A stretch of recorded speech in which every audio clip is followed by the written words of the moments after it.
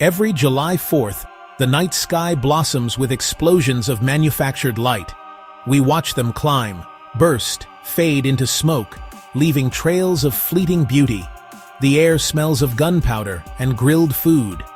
Laughter and music drift through the warm summer air. We call this Independence Day, a day marked by loud noises and bright colors. But what if the most explosive thing about July 4th, 1776, was not a firework at all? What if it was a quiet idea, scribbled onto parchment with a quill pen that had the power to reshape the world? That single radical thought was the real firework, one whose light has not yet faded. This day is more than just a pause from work or an excuse for a barbecue. It is a moment to look back at a specific point in time, a hinge upon which history turned. It asks us to consider the audacity of a small group of people who decided to declare their own destiny. They were not gods or mythical heroes, merchants, lawyers, farmers, tired of being ruled from an ocean away. Their declaration was a profound gamble, a bet on the radical notion that ordinary people could govern themselves. This essay will explore that gamble, bust a common myth, and reflect on why this day still matters. The story is often told in broad, heroic strokes, but the reality was more human, more complex, and more interesting. It was a story filled with doubt, argument, and immense personal risk. They knew that signing was treason, punishable by death. Yet they did it anyway. So let's strip away the myths, not to diminish the celebration, but to enrich it. By understanding the contradictions of our nation's birth, we see the 4th as the start of a long conversation about freedom, equality, and justice. A popular image of 1776, perpetuated in paintings and patriotic lore, is one of universal celebration and unified purpose. We imagine everyone raising a glass in unison, cheering the news, eager for the glorious cause. Bonfires light every square, citizens sing as one harmonious chorus. It's comforting, simple. A nation born from a single desire for freedom. No dissent, no doubt, no division. But that clean drama smooths over reality. It presents perfect clarity, as if the path was obvious and joyfully accepted by all. In truth, the colonies were not a single entity. Deep regional differences ran through them. Economic anxieties and profound political disagreements were everywhere. Patriot was not universally claimed, and loyalist was not a cartoon villain. It was less a neat war against a foreign power, and more a messy, brutal civil war in many places. The break from Britain was among the most divisive issues of the day, requiring courage to persuade skeptical neighbors. Families were torn apart by conflicting loyalties. Uncertainty hung over the entire enterprise. The reality was not a chorus, it was a cacophony of competing voices. On that day, the Second Continental Congress in Philadelphia adopted the Declaration of Independence, a breakup letter to a king, and a bold assertion of new principles, that all men are created equal. Those words were a quiet whisper that would grow into a global roar for human rights and self-determination.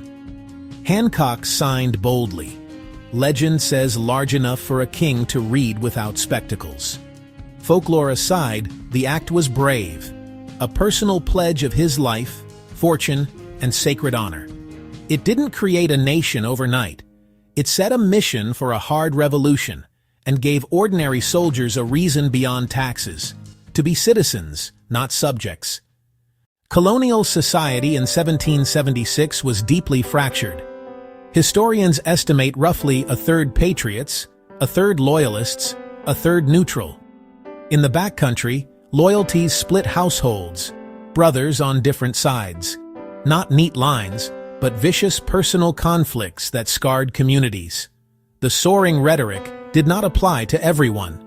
Nearly 500,000 enslaved African Americans heard freedom's words while bound in chains. Their labor built the society that denied them humanity. Women were excluded from the political process, yet served as nurses, spies, and managers of farms and businesses. Native nations were largely left out, often treated as obstacles to expansion, losing land and sovereignty. Independence was declared by a specific group, initially intended for them. America's long story since has been to expand that promise to everyone else. So why do we still celebrate with such fervor? Not because the nation was born perfect, but because it was born with a conscience. Its ideals, equality, liberty, the right to self-govern, created a standard to judge ourselves by. The document gave language and a measuring stick for justice. Abolitionists, suffragists, civil rights leaders, all pointed back to those words. The fourth marks the birth of an argument about freedom that continues today. Every vote, protest, letter, and debate continues the work begun in that Philadelphia hall. The freedom to disagree, challenge authority, and demand a more perfect union is the living legacy of 1776. Independence Day is dual: celebration and contemplation, pride and purpose. It asks who is still on the margins and what work remains. The fireworks are more than a show. They're a metaphor, a sudden, brilliant, explosive break from the old order. After the light fades and the smoke clears, what remains? The promise. Not a promise of perfection, but of striving, renewal, change, and growth. Celebrate big and small, and take a moment to read the words again as a living document. Here's a quick joke. Why did the British soldiers wear red coats?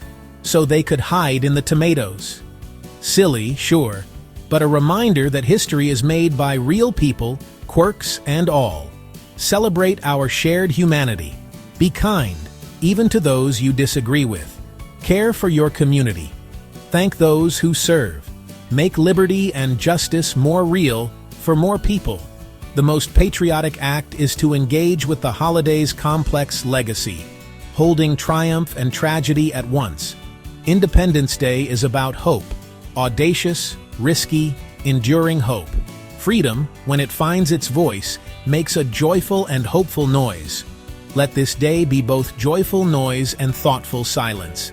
Think of the courage to sign and of every generation that fought for a place within the promise. This day is not an end point, it's a starting line we cross again and again. An invitation to participate, to learn, to question, and to contribute. The future of 1776 rests in our hands, in how we treat each other, engage our communities, and hold leaders accountable. Enjoy the hot dogs, watch the fireworks, laugh with your family and friends. But also, take a moment to reflect. Share one thing you learned. Choose one small way to make freedom more real where you live.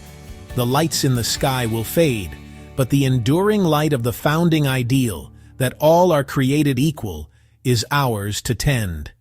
That is the true spirit of Independence Day.